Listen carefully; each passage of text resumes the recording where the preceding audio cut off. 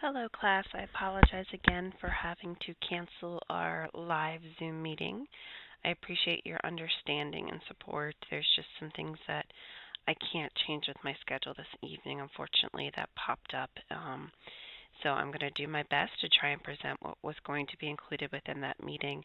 Unfortunately, we'll just miss out on any sort of interaction or the breakout rooms that I had planned. But thank you for your understanding, and as always, please reach out to me if you have any sort of questions regarding the information that is being shared within this lecture, or if you just have any other questions about the assignments or grading and so on. All right, let's dive in. So this is our second Zoom meeting for Counseling 545. Usually I like to provide a little bit of a check-in. This is, of course, we've just finished week number 2. Weeks 1 and 2, we are at the point when we are digging into research, working to start connecting to application, as you did within your first few assignments. And within this week, week number 3, you're starting to engage more so within the literature review assignment. That is what we're doing the first 2 weeks, really dipping your toes in a little bit, and now we're starting to get into the nitty-gritty. Well, usually I like to ask you, and you can definitely respond to this within your alternative assignment. How's it going? And if there's anything that you have learned or any highlights from the first 2 weeks of class, if you would like to share that, I would love to hear that from you. All right, moving onward. So in this class lecture, I'm going to talk about the research process. And one thing that I want you to do as I'm talking about this is for you to think about how this does align with what you're doing in the literature review as well, and it aligns with what the main heart of this class's course is and that we're covering throughout these 8 weeks. So within the research process, and as you're thinking about the literature review, the first step that you're going to do is you're going to work to identify the research topic. That might sound simple, but it's important to figure out what that is. And sometimes as you are engaging within the literature, within that next step, you're going to find that perhaps you had a certain topic of interest and it's already been explored. And as you were looking into that, there's different offshoots within that research topic. Because the important thing is to really know what you want to research and making sure that you are adding to the field within that research. So working to identify that topic, and the next step then is reviewing the literature. So these first steps, as I said, is what you're going to be doing in the literature review process for this assignment. You're not actually completing research in this class, but within that second step of reviewing the literature, you're looking at what is out there, and within that step, you're able to see, are there different gaps in research, and what research needs to continue to occur? It's important to think about the different steps as what this might look like when the literature review is finished, and to think through some of the hypotheses that might be generated. So again, within the research process, you are thinking about a topic. I always like to use some of my own personal examples. My dissertation, I looked at the treatment, the integration of spirituality into cognitive behavioral therapy for treating depression. If you were to review the literature out there right now, you would find so many different wonderful research topics. You can find my dissertation too if you Google it. And you can see that it's been downloaded and read many, many, many, many different times. But back when I was completing my dissertation, oh my goodness, back in 2009, 2010, there was nothing really apparent on the topic. So when I completed my literature review for my dissertation prior to completing my research, I really had to break it down more so. I'm looking at, what does it look like to utilize cognitive behavioral therapy for depression? What does it look like when utilizing spiritual interventions for depression? What would it look like to integrate both of these? What are some of the interventions? How's their overlap? So for me, the topic, I was able to identify it, and then when I reviewed the literature, I realized that there wasn't much out there on it, so it was a really important research topic, and I was able to summarize what was out there. Now, if I were to look at that same topic now, there'd be a ton of research to look into within that, and I could look at the research that is out there and notice the gaps and what I might want to research now. So when you're engaging in research and you think you've identified the topic, you really want to look at to see what's out there to make sure it's not already been covered. And that can help you then to figure out, well, I'm still interested in this topic, but what gaps are apparent? So connecting back to, the part one of literature review, that is what you're doing. You're identifying the topic, and then the second part with identifying those different articles that you're summarizing, you're helping to review the literature and what is out there. All right, so let's look at the next slide. So if you think you want to do research, I know this is daunting, and often students will say that I don't want to do research. Usually there might be one or two students in class that do say, I'm very interested in this, and it's something that I want to dive into. So I think the main thing that is important, something that I've worked to do, especially if you're new to research, is to connect with others who have completed research. As a student, you can ask different faculty members or supervisors if you're in your field sites or perhaps in your work site or setting. There might be individuals that already are engaging in research, and I think it's excellent opportunity to learn with others. And it says don't do this alone at the beginning. It's really important to team up. It helps you to connect with other people. It helps you to make sure that you are having different perspectives, and then you're also able to hone in your strengths and other individual strengths as well. At my university, I have worked to do that with any research that I'm completing, and also usually presentations. I have one of my work colleagues who is very much so minded like myself, and we do presentations together. We're doing research together.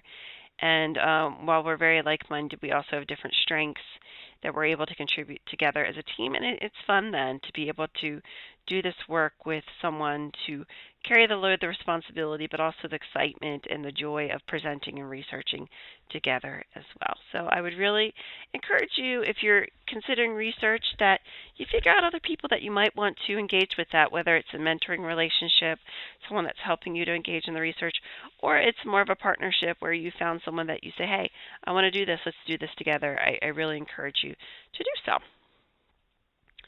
When you are looking into the research, I think it's really important. So you have the topic and you're starting to dive into, you always want to consider what does the research say about that? So as I noted with my dissertation, looking at the integration of spirituality and cognitive behavioral therapy for the treatment of depression, there was a lot of great research out there about how both CBT and spirituality work to decrease depression independently, but there wasn't much out there as to how it would be utilized in conjunction with one another. So I think that's a question that you want to ask yourself on a regular basis of what does the literature or research say about that. It can then become an important part of your repertoire for your own clinical practice. Maybe you're working with a client that you're stumped with, or your colleague is working with a client and they're struggling, and perhaps they've utilized the different interventions that tend to work. That might be a question that you ask yourself, or you even engage in your colleague about, like, well, what does the research say about that? What does they say, the interventions that are effective out there? And it can then help to broaden your scope and their scope within the clinical arena. It's also important, and hopefully you're going to find that this course allows for that you become familiar with the library website with here at Messiah and other resources and databases, because you're not always going to have access to the library, but really work to feel comfortable with what's out there. I'm going to note that there's a PowerPoint in Canvas for this week that will help you to figure out how to help filter out quantitative and qualitative studies on our website, so make sure that you review that. I always tend to get a few questions about that from students, like how can I figure out quantitative versus qualitative? I mean, of course, you're actually going to review it when you're reviewing the study, and you're going to be able to tell that with the analysis and the results, but there's also a filter on our website that will help you with that as well. So it's really important that you ask that question and become familiar with the different resources and databases that are out there, and the different search features. And it is definitely an art, I will say, to use different words and to figure out what it is that you're looking for within your own research.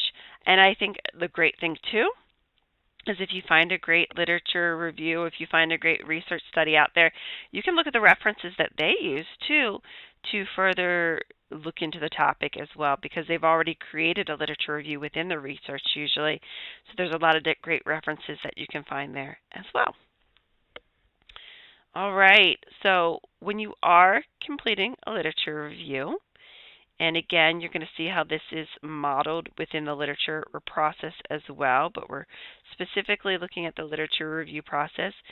You can, these are the different steps that you want to make sure that you take. So step number one, you are going to identify the topic, as I noted, and then you're going to start digging into the literature, what is out there on that topic. So we've already talked about those first few steps, and then you're going to work to critically evaluate the existing literature. So that's going to be helpful as you're completing some of these critiques that you've already done within weeks number 1 and 2. You're going to be completing critiques for quantitative research study and qualitative research study. Remember, you can use these articles in your literature review if you so choose. You don't have to, though. But that's a really important step to figure out, all right, I found some literature, and what does the literature say? Okay, what is it? What am I able to deduce from this information, and is it quality literature? The next step, and we're going to talk about this a little bit more so on the next few slides, I think is sometimes steps 4 and 5, some of the more difficult steps too. So you've gotten all this literature. Now you need to organize the quality and the information that is present to help you with really working on your writing process. So it might sound simple. Well, I got all these articles. Okay, let me start looking at the themes. How am I going to organize this literature review and work to integrate the different findings, which then really jumps into step number 5, presenting the information that the research out there reveals, and also what would be the benefits and purpose of this new research. So as I noted, steps 1 and 2, you're really working on part 1 because you're identifying your topic of your assignment, and then you're noticing some different articles out there, and then you're doing a little bit of step 3 within part 1, but more so part 2 and 4 of the assignment. That's when you're engaging more so within steps 3, 4, and 5. You have the research, you're working to organize it, you're working to integrate it, and then present it within the literature review that you're creating, and then denoting additional avenues for research that are present within the field. As I noted, step number 4 is a big step, and we're going to talk about it on this next slide. I'm going to mention that there's some different PowerPoints within the class for this week. And talking about organization, there's actually a chart you're going to find in a PowerPoint or presentation, a lecture that's included, that you might want to use if you find that method is helpful for organizing the literature review. But I think the big thing to note that it's important to have a method as you're reviewing each resource. Otherwise, it can just feel like it's too much. You're getting all these different articles, and if you're not finding a way to organize the information, it's going to just really feel daunting for you. So I noted that the PowerPoint in the course shell has a table. You might find that to be helpful, or maybe there's another way that makes sense to you in your process. The big thing is finding a method that makes sense to you. So I know I've mentioned my dissertation a few times, and honestly, my dissertation was one reason that I was seriously considering not obtaining my doctorate, because I didn't want to do it. So for myself, my dissertation is quite large. I am not a person that is very good with brevity at all. I like to include anything and all the things. I went and I started researching to see all the information I could find about cognitive behavioral therapy and integrating it, and what models were out there. I looked in the treatment of depression. I looked in how spirituality helped with depression. I looked with CBT and how it helped with depression. I looked at the different interventions with all of them. So I really worked to dig into all these different areas, and I had a lot of different articles for my literature review for my dissertation. I needed to figure out, when I had all these articles, and back in the day, and I still would probably be this way, I printed them all out. I needed to physically have them in my hands to organize. What I actually did then is I had all of my articles and I started to note the different themes and I put them in different folders. So I might have had a sub theme for cognitive behavioral therapy and the treatment of depression and a folder for that. And within that folder, I had different cognitive interventions and then different maybe perhaps behavioral interventions that was clipped together. So that's how I kind of organized it. And for me, what helped me to get through my dissertation, if anyone is ever thinking about going on, and that's something that might be a stumbling block or hurdle that you see, I just looked at my dissertation as a bunch of little mini assignments, and it helped me to get through it. So my method, like I said, is I printed all of my articles out and then I organized them physically into folders and headings and post-it notes, and that helped me. Now, as I was actually going through the actual different articles, I did type different summaries, which then I used to integrate my research. That was my organization strategy. It might not work for you, but that could be something might be useful. The main thing is, as noted in this bullet point, use what method that makes most sense to you. Maybe you'll like the table, maybe you'll like some other way, but figuring out your organizational method will really help you as you're working to create that next step of presenting the information. So that is that step 5. I'll go back here again. You organized it. Now you're working on writing it and presenting it, which is reviewed within this PowerPoint. So when you're looking in the literature review, you are first looking about what is known, what is out there. And that first bullet point there talks about reviewing samples. There's different samples in the course shell, and as you're actually looking at your research articles, you're going to see samples within those articles of literature reviews. This will help you to see how themes are identified, how those themes are then organized within the headings, and how literature reviews, I know I'm going to mention it now, I'm going to mention it other time in the class, are research articles that are integrated. Again, you are not, like in part 1 or an annotated bibliography, going to talk about Brown in 2020 talked about this and then review that study, and then go on and talk about Jones in 2024 talked about this within this topic. No, you are going to look at what Brown and Jones said and work to integrate them together. So I know I'm jumping ahead to this bullet point here, but that is a big part of this writing sample, and usually part of part 2 that I will see when students are completing their rough draft, that they still might be talking about studies sequentially. You want to integrate them and review commonalities and differences and whatnot. So you're reviewing samples. You're going to see what is out there and what needs to be considered, and not making it linear. As I said, this is a mistake I'm going to see, but really working to look at how are studies connected and organizing a way then to make them around those themes. You're not going to have a summary, but you are analyzing, critiquing, and so on.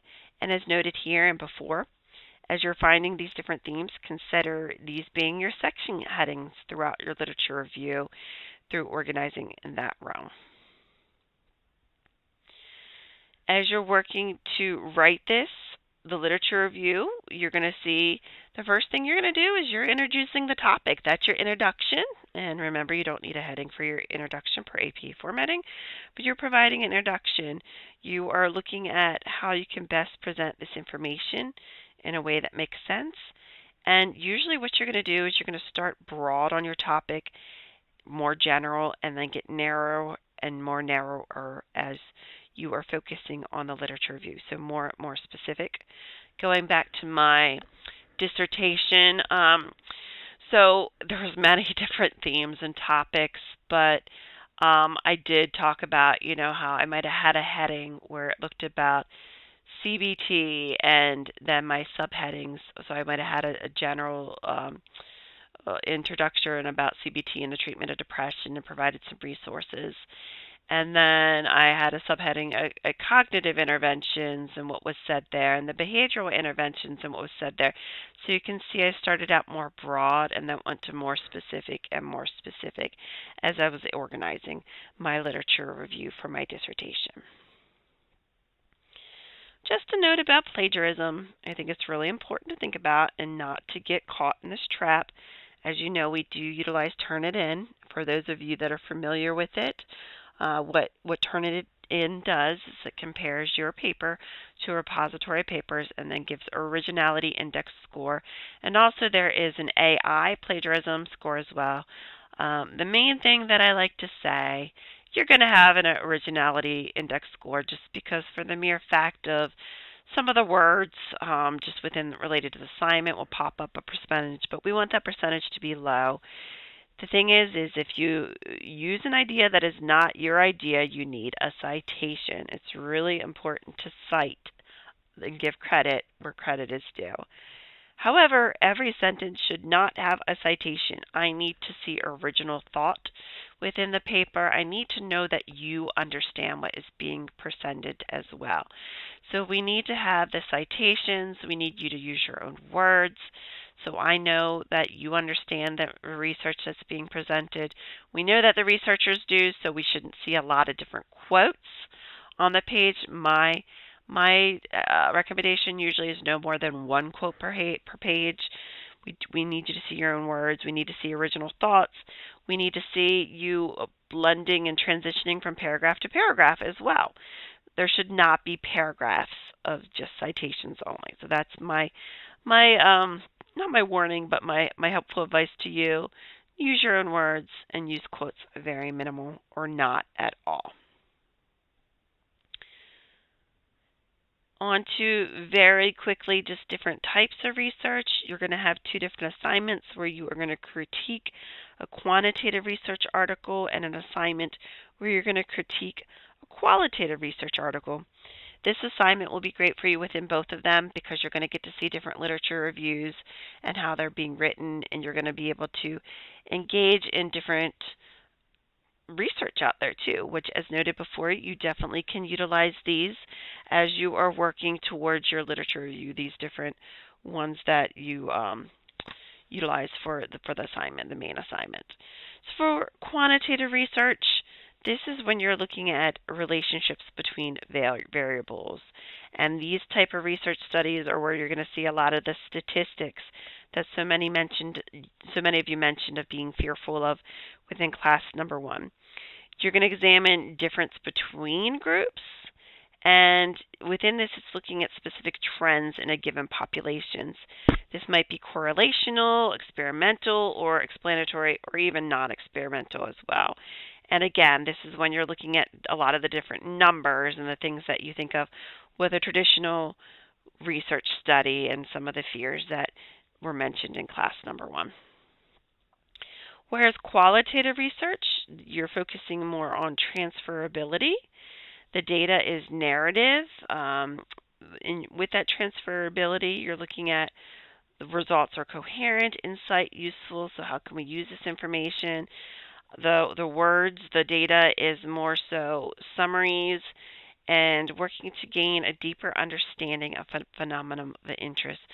Participants are usually participating in interviews, answering surveys, sharing in their experience of the topic, and narrative data is analyzed in a systemic way to look at different themes.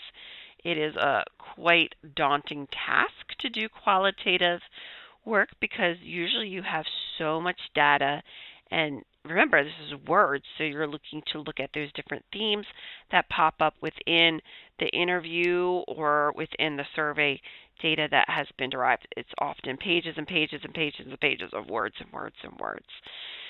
It's important to think about it that more so quantitative work looks at generalizability, where qualitative work looks at transferability.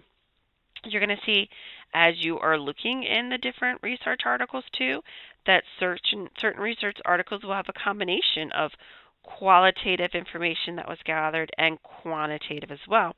Or you might find qualitative research studies that within their results or their conclusion talk about how there should be additional research on this topic with quantitative data as well. Both types of research study provide valuable information, and both types of study tend to spur on additional research or areas of interest or gaps that are present within the field. Okay, so this is where I usually wrap up our group. We're usually around halfway done the Zoom meeting at this point, and I like to break you out to talk to one another about what topics you're interested in, thinking about your literature review. So hopefully you've been doing that. And how do you think this topic is important in the field of counseling, which ties into that literature review process. And then finally, are there any sort of obstacles that you foresee when completing your research for this assignment?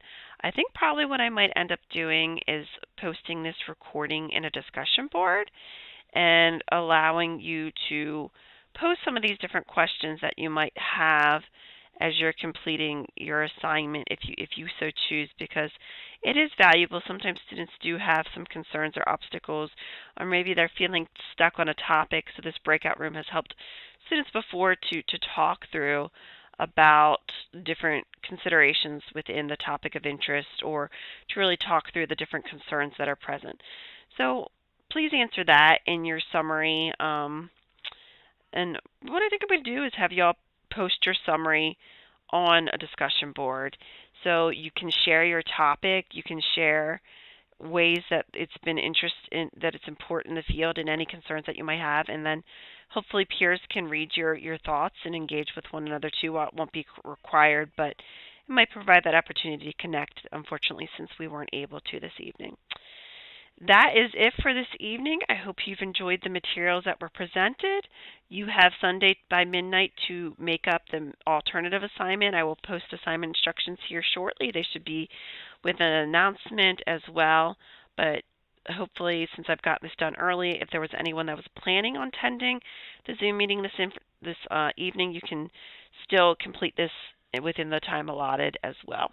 All right, reach out as you need. Thank you.